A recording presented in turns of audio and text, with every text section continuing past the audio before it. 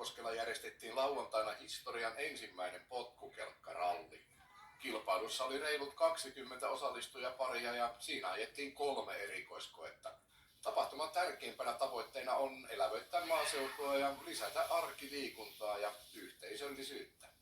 On tämmöisten matkailuyrittäjien jostakin yhteisestä tilaisuudesta pähkäiltiin, että mitä hän keksittäisi varsinaisen matkailusesonkin ulkopuolelle, ja siitä se jotenkin pätkähti, että talvellahan voisi olla vaikka potkukelkkailua, ja sitten kun Hirvosen Mikko saatiin mukaan, niin sitten sitä päätettiin, että tehdään ralli. Me lähdettiin vähän pojan kanssa harrastamaan.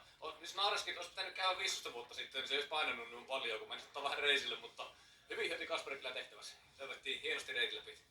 No mitäs Kasperi? No, siis ei mitään. Ihan hienoja isäksi on hyviä polkeja. Oli vähän aina, meni maaliin, oli vähän hapeella, mutta ei se mitään. Hyvin se jaksoi mua kannustaa kyllä.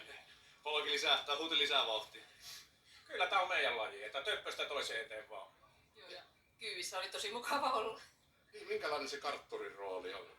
Siinä piti vähän sanoa, että nyt kovaa ja nyt vielä kovempaa. Ei tätä, ei kun nuotit oli väärin, koska hänellä oli tämä joululaulunuotit ja hän lauloi vain, että hiljaa, hiljaa. Omat nuotit mukaan.